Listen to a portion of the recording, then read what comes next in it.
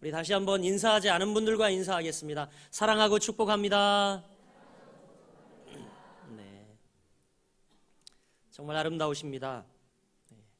오늘 여러분들과 함께 로마서 읽으신 본문의 말씀을 가지고 그리스도인의 정치적인 책임이다라는 제목을 가지고 함께 은혜를 나누고자 합니다. 본문의 내용 대충 읽으시다 보니까 벌써 감이 잡히셨을 겁니다. 무슨 내용을 이야기하고 있구나. 왜 갑자기 이 로마서 13장에 들어가서 위에 있는 권세들에게 굴복하라는 이 정치적인 이야기를 할까 아마 궁금하실 겁니다. 바로 12장까지만 하더라도 어떻게 이웃을 사랑할까? 이웃을 사랑하려면 겸손한 자가 되라, 마음을 주는 자가 되라, 축복하는 자가 되라, 원수를 위해 먹을 것, 입을 것도 가진 사랑의 이웃이 되라, 이런 말씀을 전개했습니다.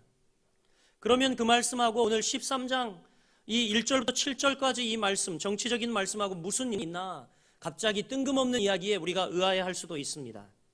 그래서 어떤 성경신학자들은 오늘 이 로마서 13장 1절부터 7절까지는 후대에 바울이 쓴 게 아니라 누군가 삽입한 것이다. 누가 붙였기 때문에 이렇게 어색하다. 이렇게 이야기를 주장하는 사람도 있습니다. 그런 사람들의 말을 따르면요, 바로 이 12장 21절 악에게 지지 말고 선으로 악을 이기라, 이 말씀에서 바로 13장 8절로 가야 된다는 겁니다. 그래야지 문맥이 연결된다는 거예요. 이웃 사람들에게 원수하지 말고 사랑을 공급하라 하고 하는 이 8절로 들어가서 이 피차 사랑의 빛 외에는 아무 빛도 지지 말라, 이 말씀과 오히려 이렇게 연결되어진다라는 거죠. 그래서 누군가 그렇게 이야기하죠. 이것은 각색되었다, 후대에 붙였다. 그러나 하나님의 말씀은 그렇다고 생각하지 않습니다. 누가 갖다 붙였느니 각색을 했느니 이런 이야기들은 사실 하나님의 말씀을 못 오가는 이야기라고 생각이 되어집니다. 그러면 우리가 오늘 이 말씀을 어떻게 해석을 해야 하나? 이 말씀을 받아야 할 로마에 있는 교인들은요, 대부분 유대 크리스찬들이었습니다. 바울이 로마서를 집필한 이유는 로마에 있는 유대 그리스도인들에게 바로 이 복음을 진술하기 위해서 이 말씀을 기록했던 거죠. 즉, 이 말씀을 받고 있는 사람들은 당시 유대인들이었습니다. 그것도 로마 정부의 식민지 백성으로 살아가고 있는 이 유대 민족들이었습니다. 그렇기 때문에 그들은 항상 로마 정부에 대한 반감을 가지고 있었어요. 그렇지 않습니까? 우리도 옛날에 이 일제에 굉장히 반감을 지금도 가지고 있는 것처럼 마찬가지, 이들도 역시 유대인들도 로마가 식민 정부, 식민 통치를 하고 있었기 때문에 그들에 대한 반감이 굉장히 컸습니다. 그리고 그들 중에는요, 이 극렬 분야였어요. 소위 극우파들이 있었는데 굉장히 과격해서 로마의 황제를 지도자로 인정하지 않았습니다. 우리의 지도자는 하나님밖에 없다. 우리는 선민 이스라엘 아니냐? 선민 유대민족 아니냐? 우리는 어떤 왕도 필요 없다. 그렇게 주장을 하였습니다. 세상의 왕을 인정하지 않았습니다. 그리고 더 지나쳐서 세금을 바치지도 않았습니다. 유대인들로 세금을 고분히 바치는 사람이 있으면 오히려 그 집에 불을 지르든지 아니면 심지어는 사람을 죽이는 일까지 서슴지 않았습니다. 이 구구파들, 그래서 그들은 늘 원수를 갚기 위해 로마 정부를 뒤집어 엎어야 한다라는 신념 때문에 항상요, 칼을 품에 지니고 다녔다고 합니다. 그리고 폭력을 휘두르는 일을 예사로 생각했다고 하지요. 여러분, 당연히 이런 분위기 속에 살고 있는 로마의 유대 그리스도인들은 사실 애매한 태도를 벗어날 수 없어요. 통치는 누가 하고 있어요? 로마 황제가 하고 있지요. 세금도 로마에 내야 되지요. 그리고 그들은 또 그렇지만 뿌리가 하나님 백성인 유대 민족이었죠. 그들은 참으로 애매한 태도를 벗어날 수가 없었습니다. 로마 정부에 대해서 우리가 어떤 태도를 취해야 하나님이 기뻐하실까? 이러지도 저러지도 못하는 그런 애매한 위치에 있었습니다. 이때에 바로 바울이 로마서 13장에서 분명히 이야기를 합니다. 너희에게는 정부가 반드시 필요하고 또 정부가 필요한 이상 국가에 대해 해야 할 책임이 너희들에게 있다라는 것입니다. 동시에 이웃에게 원수 갚지 말라고 하는 이 원리는요, 정부에 대해서 국가에 대해서도 마찬가지라는 것을 지금 지적하고 있는 것입니다. 원수 갚는 것은 하나님께 맡기라.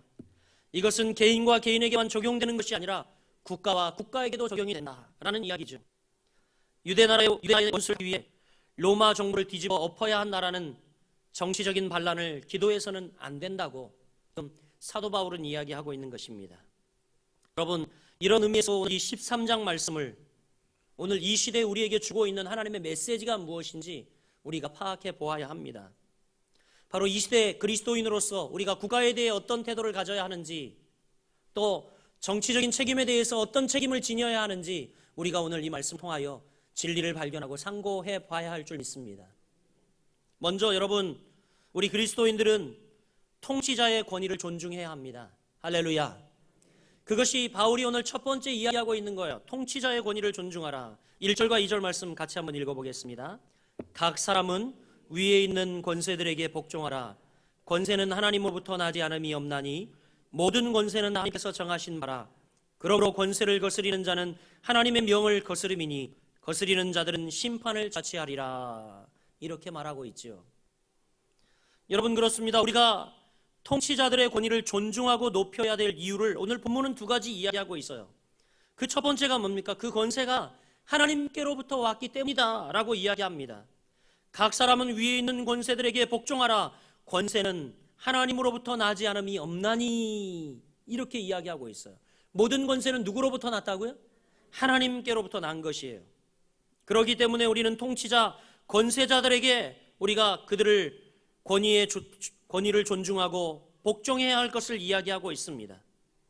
또 하나는요, 뭐라고 이야기합니까? 그 권세가 하나님께로부터 왔고, 또 두 번째 이유는 권력을 존중하지 아니하면 그 권력을 주신 하나님을 멸시하는 것이다. 이렇게 이야기를 하고 있어요. 보세요. 오늘 후반절에 보면 뭐라고 이야기합니까? 그러므로 권세를 거스리는 자는 하나님의 명을 거스름이니.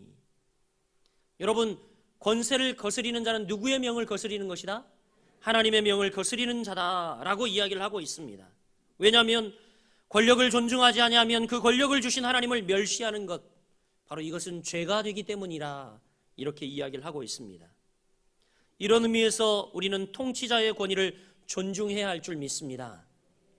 우리가 하나님으로 받들어 섬기려면 중요한 것은 여러분, 우리가 교회의 하나님만으로 섬기면 안 된다는 것입니다. 지금도 여러분 계절이 어떻습니까? 저는 아직 청풍에 들어가 보지 않았지만 청풍 들어가는 10몇 킬로 그 도로 구간이요, 어떤 분 며칠 전에 갔는데 11시간 걸렸다 하더라고요.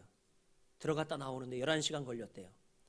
예, 사람들이 왜 그렇게 그곳에 몰렸습니까, 여러분? 정말 그곳에 핀 너무너무 아름다운 꽃을 보기 위해서 몰렸죠. 그런데 우리가 교회를 섬기는 우리 하나님의 백성들이 하나님을 교회의 하나님으로만 알면 됩니까? 안 됩니까? 안 된다라는 거예요. 무슨 얘기냐면 여러분, 저렇게 지금 우주 만물을 변화시키며 꽃피고 좋은 환경을 주시고 좋은 여건을 주신, 지금도 우주를 주장하고 다스리고 계시는 분이 바로 우리 하나님이시라는 사실입니다. 할렐루야. 하나님은 이 세상의 국가의 하나님이고 이 세상 국가의 주권자를 인정하고 믿고 고백합니다. 또 뿐만이 아니라 하나님은 온 우주의 하나님이십니다. 이것을 우리가 고백한다면 이 고백은 무엇을 내포하고 있습니까? 그것은 분명 반드시 어떤 통치자든지 하나님의 허락이 없으면 권력을 잡을 수 없다라는 겁니다. 여러분, 그리고 거꾸로 권력을 잡으려는 사람이면 그 자체가 어떤 인간이든지 상관없이 그 권력은 하나님이 주신다는 사실입니다. 예, 이 부분의 아멘을 역시 적게 하실 줄 알았습니다. 별로 긍정을 안 하실 줄 알았어요. 왜냐하면 우리는 지나간 반세기 동안에 몇 분의 대통령이 우리쳤습니다. 그분들 한 분 한 분 생각하면 참 가슴 아픈 일도 많고 어떤 때는 답답한 추억도 여러 가지가 있습니다. 존경을 하고 싶어도 존경이 가지 않는 사건도 많이 있지요. 그리고 우리가 집권할 때는 몰랐지만 이제 후에 여러 가지 잘못들이 드러나서 후세에 전해지는 것을 볼 때에 격분이 되고 마음의 분이도 일기도 합니다. 그러나 여러분, 분명한 것은 우리나라 지도자들에게 권력을 주신 이가 하나님이시라는 사실입니다. 할렐루야. 우리나라 지도자이든 여러분 저 북쪽의 지도자이든 또 열방의 지도자이든 좋은 지도자든 나쁜 지도자든 일단 권좌에 앉은 사람은 하나님이 뜻이 있어 그곳에 세우셨다는 것을 우리가 깨달아 알아야 할 줄 믿습니다. 이것을 인정해야 합니다. 이것이 바로 하나님을 바로 섬기는 믿음의 자세입니다. 당연히 백성을 사랑하고 정직하고 부지런한 지도자는요, 백성들이 존경하지 말라고 해도 존경합니다. 그렇지 않습니까? 그러나 반면 무능한 지도자, 부패한 지도자, 교회를 탄압하는 포악한 지도자를 놓고 우리가 어떻게 존경할 수 있느냐? 우리 마음속에 이런 의구심들이 일어나죠. 과연 존경받지 못할 만한 저들이 어떻게 존경을 받을 수 있느냐? 그러나 여러분, 지금 바울이 이 글을 쓰고 있는 이때 당시에 로마 제국을 통치하고 있던 왕이 누구였는지 아십니까? 바로 역사적으로도 그 유명한 네로였어요. 네로 황제. 이 사람은 정신병자였습니다. 동성연애자였어요. 마귀의 화신이었습니다. 인격적으로 도무지 건전하지 못한 저가 바로 로마 제국을 다스리고 있었습니다. 도대체 황제라고 하기에는 정말 존중할 수 없는 그럼에도 불구하고 바울은 지금 이야기하고 있지 않습니까? 위에 있는 권세를 존중하라, 이렇게 말하고 있어요. 1절에 위에 있는 권세자를 놓고 이야기할 때 여러분, 좋은 지도자를 존경하고 나쁜 지도자는 존경하지 말라는 말이 없습니다. 그러니 여러분, 지금 바울이 하고 있는 이야기는 뭡니까? 그러니 약한 지도자 일단 통치권을 가지고 그 나라를 다스릴 때는 그 권세를 하나님이 주신 줄 알고 존경하라는 것입니다. 유명한 종교개혁자 칼빈은 이렇게 이야기합니다. 존경한 일말에 가지고 있는 악랄한 사람이라도 공적인 권세를 장악하면 하나님이 주신 정의와 심판의 사자로서 갖는 그 찬란하고도 거룩한 권세가 그에게 돌아간다. 그러므로 백성은 가장 훌륭한 왕에게 바치는 것과 똑같은 존경을 그에게도 바쳐야 한다. 이렇게 이야기를 했어요. 우리 장로교를 창시한 존 칼빈 선생님이 이렇게 이야기를 했어요. 아무리 악랄하고 포악한 사람일지라도 그가 권세자로 세워지면 가장 존귀한 왕에게 드리는 존경과 그리고 똑같은 존경을 그에게 돌려드리고 바쳐야 한다라고 이야기하고 있습니다. 여러분, 왜 존 칼빈 선생님이 이런 이야기를 하고 있을까요? 그것은 칼빈 개인의 생각이 아니라 바로 하나님 말씀에 근거한 생각임을 여러분 믿으시길 바랍니다.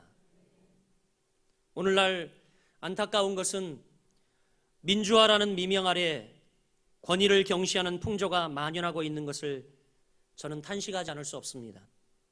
심지어 예수를 믿는 사람들도 대통령이 마음에 드니 안 드니, 지가가 마음에 드니 안 드니 하며 국가를 아무것도 아닌 것처럼 조소하고 조롱하고 풍작거리로 이용하는 사람들이 있습니다. 여러분, 이것은 성경적이 아닙니다. 그 권세가 하나님으로부터 왔다는 것을 믿는 사람들은 그렇게 함부로 못합니다.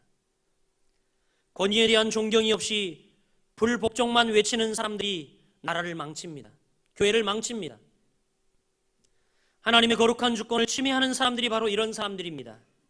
사랑하는 여러분, 지금 여러분이 속해 있는 이 나라 민족, 그리고 또한 여러분 사회 속에 누가 통치자로 권위자로 세워져 있습니까? 오늘 성경은 그 권위를 존중하라라고 말씀하고 있습니다. 그런 거룩한 빛 성광교회 성도들 되시기를 주의 이름으로 축원드립니다. 또 여러분, 두 번째, 바로 그리스도인들의 국가에 대한 태도를 뭐라고 이야기하고 있습니까? 3절과 4절 이야기하고 있는데 국가의 법에 순종하라고 오늘 권면을 하고 있습니다. 할렐루야. 우리 옆 사람에게 이야기합시다. 하나님께만 순종할 것이 아니라 국가의 법에도 순종합시다. 아멘. 3절 이렇게 이야기합니다. 다스리는 자들은 선한 일에 대하여 두려움이 되지 않고 악한 일에 대하여 내가 권세를 두려워하지 아니하였느냐. 선을 행하라. 그리하면 그에게 칭찬을 받으리라. 여러분, 국가의 통치자와 공직자들은요, 국가의 안녕과 평화를 지켜주고 또 공평과 정의를 바로 시행하기 위하여 세움받은 하나님의 일꾼들입니다. 그렇게 우리가 정치가들이나 공직자들을 바라봐야 합니다. 그러므로 여러분, 각 나라마다 법이 있습니다. 법을 가지고 무고한 백성을 안전하게 지켜주고 자유롭게 살도록 보장해 주는 것이죠. 악한 자들의 해를 시키고 그들의 죄를 징계하고 벌을 줍니다. 통치자들과 공직자들은 바로 법을 바로 보호하고 바로 집행할 책임을 가지고 있습니다. 그러므로 여러분, 법치국가에 있어서 법이 뭡니까? 법은요, 어떤 사람이 이렇게 이야기를 했어요. 법은 힘줄이며 나라의 혼이며 법은 말 없는 공직자요, 공직자는 말 없는 법이라고 바로 이 선생님과 에라스무스가 이야기를 했습니다. 법은 그렇다라는 것입니다. 여러분, 법인 이상 국민은 어디까지 법을 지키고 있는 줄 믿습니다. 오늘 3절에 선을 행하라 그리하면 그의 칭찬이라 이렇게 이야기하고 있는데, 여기서 사실 선을 행하라 이 말은요, 원문의 의미가 어떤 의미냐면 법을 지키라 이런 이야기입니다. 법을 지키라 그리하면 뭐가 있다고요? 칭찬을 받으리라 이렇게 이야기하고 있는 거예요. 여러분, 국가가 무엇입니까?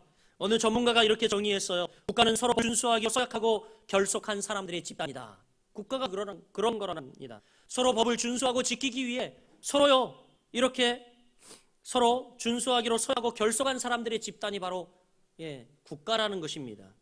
그러므로 여러분, 법을 지키겠다는 상호 간의 약속이 무너져 버리면 이 사회가 어떻습니까? 무질서만 남습니다. 힘세고 악하고 이기적인 사람만 살아남는 그야말로 정글의 법칙만이 통하는 무서운 사회가 돼버리고 맙니다. 벗어나지 못하면 그렇습니다. 여러분, 이것을 막기 위해 하나님께서 국가를 주셨고 통치자를 주셨고 또 법을 주셨습니다. 그러므로 사랑하는 거룩한 빛성광교회 성도 여러분, 우리가 법을 잘 지켜야 할 줄 믿습니다. 저는 가끔 시내 나갔다가 섬뜩할 때가 있는데, 시내 보면요, 제천 지역 유일하게 무단횡단을 하시는 분들이 너무 많아요. 혹시 우리 성도님들이 아닐까 덜컥할 때가 많은데 아마 우리 그랬음을 고백합니다. 사랑하는 여러분, 질서는 대단히 중요합니다. 우리 인간은요, 악하고 공격적이고 파괴적인 본능을 가지고 있습니다. 타락 이후에 우리에게 있는 죄성이죠. 그렇기 때문에 이 본능을 통제하기 위해서 질서, 법이 필요한 것입니다. 만약 이것이 없다면 여러분, 이 사회는 아주 아수라장이 될 것입니다. 질서인 것은 법을 통해서 가능한 것입니다. 오늘 4절에서 이렇게 이야기합니다. 그는 하나님의 사역자가 되어 내게 선을 베푸는 자니라. 그러나 내가 악을 행하거든 두려워하라. 그가 공연히 칼을 가지지 아니하였으니 곧 하나님의 사역자가 되어 악을 행하는 자에게 진노하심을 따라 보응하는 자니라. 이제 법을 가지고 다스린다는 이야기입니다. 그러므로 여러분, 우리는 법에 순종해야 합니다. 정치가 마음에 안 들고 통치자가 보기 싫은 마당에 법은 무슨 법이야 이렇게 이야기하시는 분들도 계세요. 이런 생각을 가지고 봅니다.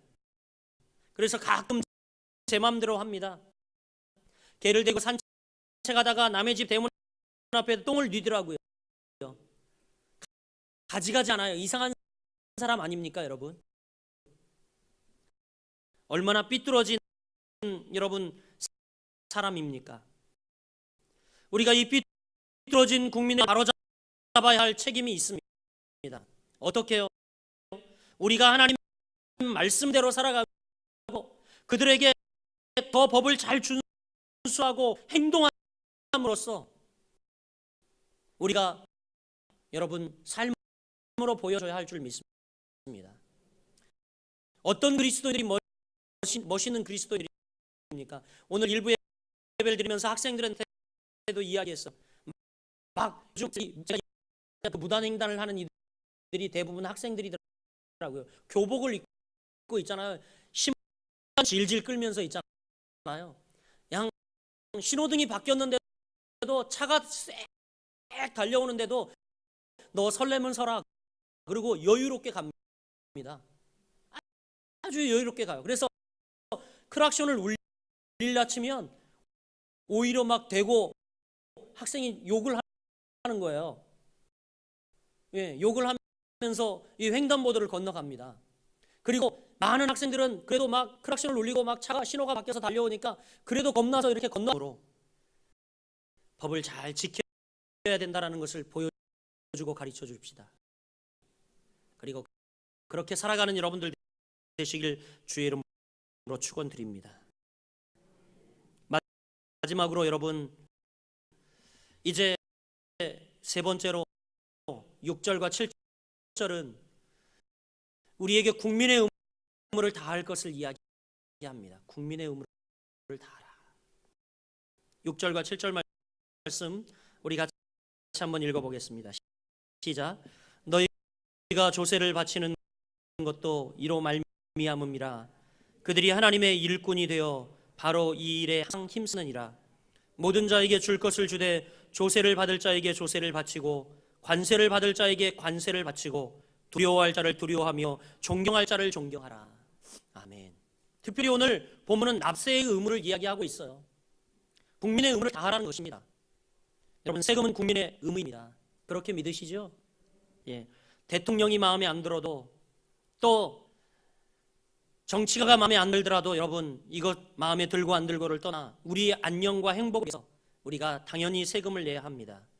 이것이 오늘 본문에 기록되어 있는 하나님의 명령입니다.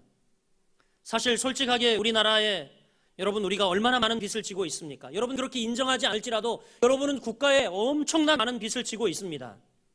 여러분, 나라 없이 여러분이 가정이 존재할 수 있습니까? 절대 불가한 일입니다. 한번 여러분, 나라를 빼앗겨 봐야 그 아픔을 알죠. 그 고통을 알죠. 지금 내전을 겪고 있는 여러 나라를 보십시오. 여러분, 정말 무섭습니다. 우리나라 여권이요, 우리나라 여권 권위는 세계에서 3위입니다. 3위. 우리나라 여권이면 172개국을요 아무 제재 없이 다닐 수 있습니다. 최고 1위 국가는 175개국, 그리고 2위는 174개국. 우리나라 여권이면 172개국을 무비자로 아무 나라든 방문할 수 있는 굉장히 우리나라 여권은요 권위가 센, 우리가 그만큼 나라의 보호를 받고 나라의 수혜를 받고 있는 이들입니다. 여러분, 알고 계십니까? 사실 여러분, 정말 그렇습니다. 우리가 나라 없이 존재하고 또 내 가정이 나라 없이 존재할 수 있는 것은 불가한 일입니다. 여러분 가정이 정말 안전하게 살아가고 있는 것, 무질서가 판을 치고 범죄가 판을 치는 이 세상에 우리가 어떻게 살아남을까